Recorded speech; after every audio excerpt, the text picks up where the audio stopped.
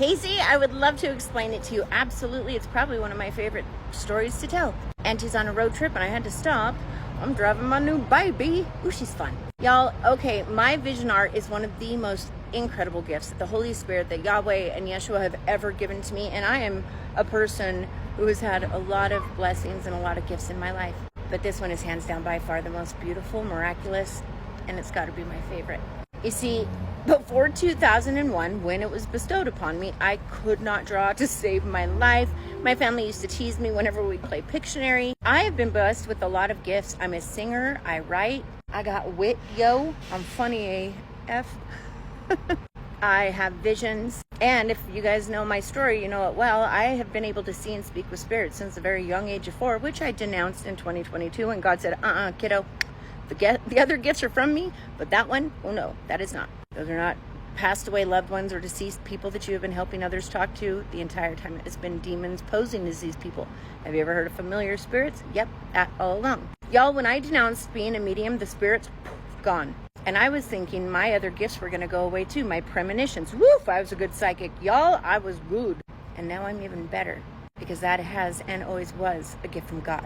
I just gave it the wrong name. I gave it the worldly name of premonitions. Since I could see spirits, it just made sense. Psychic, clairvoyant, medium. But they have been discernments from the Holy Spirit all along. Never draw. And it always bummed me out, because my mom was the most beautiful artist, and I always wanted to be. One day in my house, my son, his closet door had come off the roller or whatever, and it was heavy. Well, you see it right now. It's one of those doors. It's actually Judgment Day. Anyways, we had it leaning in the living room, and it was just a plain white door. When suddenly my young son, I think he was probably 7 at the time, he said, "Mom, will you draw me something on my closet door?" Oh, we laughed so hard, me and my friends. I was like, well, sure, kiddo, but the only thing I can draw is a tree. Y'all, I am obsessed with trees, always have been, always will be, and now I know why. The tree of life. Anyways, I drew a tree on the right side of my son's door, and it actually looked pretty cool. He loved it. Our original plans were just to paint over it after I was done. I was that cool mom, yo. But as it was sitting in the living room one day, and I was sitting in the living room with my best friend Andrea, I glanced over at the door, and I saw something. I saw a dolphin. I remember that. And I said, "Andy, do you see that?" She said, "See what?" I said, "That dolphin on the door." She's like, "No, Letty, I don't see it. What are you talking about?" And I was like, "No way, you don't. Look, right here." And I pointed, and I even pointed it out. She's like, "I don't see anything." And so frustrated, and I wanted to show her I wasn't losing my mind, I grabbed a pencil, and I traced the vision as I saw it. She was like, "Holy crap, Letty, that's cool." We just kind of sat there in awe, thinking that was weird. That was strange. But that strange got a whole lot stranger and a whole lot faster and quick. When over time, as we'd sit there, I'd look at the door and I would see something else. I would ask whatever friend, normally it was Andrea, that was with me, or even my child, "Do you see that?" And every single time they'd say, "No." Yet I could see it like it was on the door. It was the strangest thing. And every time I would just pencil it in and left everything that I had drawn before. Eventually, the door started to fill up. And eventually, not very long into it, I started to realize what I was drawing seemed a lot like heaven above and hell below. And one night, I don't remember when this was or why it was, I looked at my friends and I said, "I'm going to call this piece Judgment Day." And I did. As I continued to draw, it was miraculous. It was amazing, and word hit the street. My friends that would watch me do it while they were over would tell other of our friends, and those friends would come, and eventually, and quite often, I would have anywhere from 5 to 15 of my friends in my living room, my very tiny living room. I was a single mom in a little, 700 square foot, 2-bedroom, 1-bath alley house. We would just cram them into the living room, and they would watch me for hours as I would draw. I remember one night, I was so excited. I didn't know what I was doing.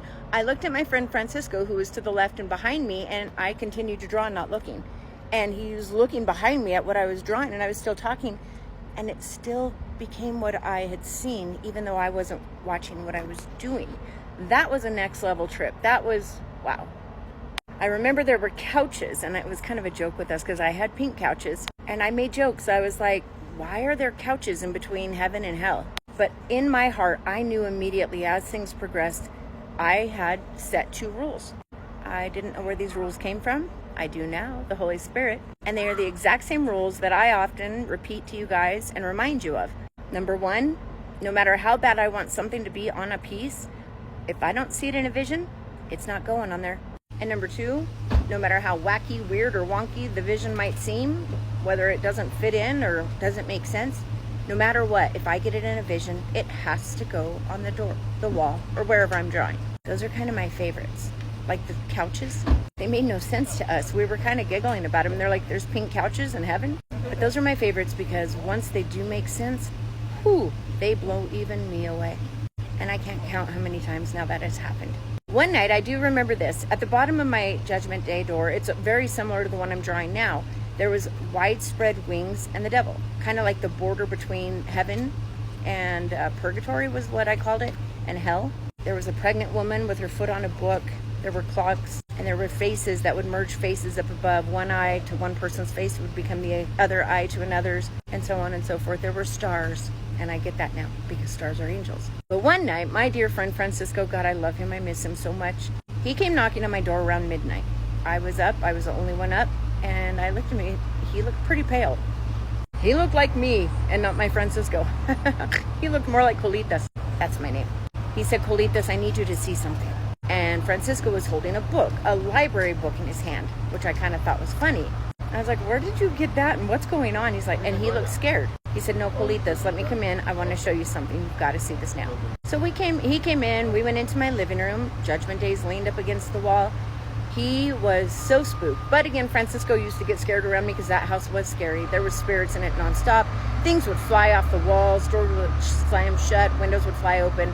My house was scary. And Hispanics, for some reason, even though they're my dear, dear friends, being a psychic clairvoyant medium, it scared them sometimes. And Francisco, I can't count how many times I would see him with a scared look on his face. But he knew me. He loved me. And he knew I would never do anything yucky. Anyways, he came in and we sat down and he opened a book, and what I saw made my jaw hit the floor. I was looking at a picture in a book of a painting identical to the drawing I had just done. Identical. Not only identical, it had a different style, but it had an explanation of different religions' beliefs after death. Now, because I'm traveling, clearly I don't have the book, but I will say that book survived the fire, so I do have it. It's in my house. In that explanation of these different religions' beliefs after death, there was discussion and mention of the couches. You see, I had drawn wine and fruit next to the couches, a bridge, and there was water on one side, and I can't remember what was on the other. It was just above hell, kind of like what I called, like I said, purgatory, below heaven and above hell. It said that the chosen ones would sit on the couches and sip wine and eat fruit until the day that they go to heaven. That there was a bridge, and that the souls would cross the bridge, and those who were good would cross it and go amongst their ways, along their ways, amongst their friends. But people who were bad, the sinners, the bridge would shift and a blade would split them in half. Oh. But guys, I drew everything that was in that painting. I drew everything. And even the couches were explained that I had drawn. Y'all, I'm here to tell, and it even had the devil with his outspread wings. I cannot explain it. I'd never seen that painting before in my life. Francisco just looked at me like, Colitas, how is this? And I was like, I don't know. But again, you know, Colitas does some pretty miraculous things and nobody can understand or explain most of the time. But seeing that drawing, that painting of my drawing, staring back at me, I had no idea what to say, but I knew that this gift, well, it was from God. Unfortunately, my home burned down in 2005, and that door was in the kitchen. Had it been in the living room where it normally would be, I would still have it today. I don't think Satan wanted me to have that thing. And I know hands down it was Satan that burned down my house. But a good friend of mine, I drew another one that I called the Tree of Life, the Dance of Life, on the other door of Michael's. She begged and she begged and she begged to have Judgment Day. Actually, everybody begged to have it, but no, that was mine. But I did give her the Dance of Life, and I'm so very grateful I did, because after my home burned down, she gave me that one back. And now, on the other side of it, I'm going to cry. I'm drawing the new Judgment Day. And that is a story of how Auntie was bestowed the beautiful gift art. That is the story of how Auntie was bestowed the beautiful gift of vision art through my God, through the Holy Spirit, from Yahweh. It is amazing, miraculous, and I am so humbly blessed. God has always been so incredibly good to me. But this gift, every single day, every single new thing I draw, it blows my mind just like that very first dolphin I saw. Sometimes more. I love you so big.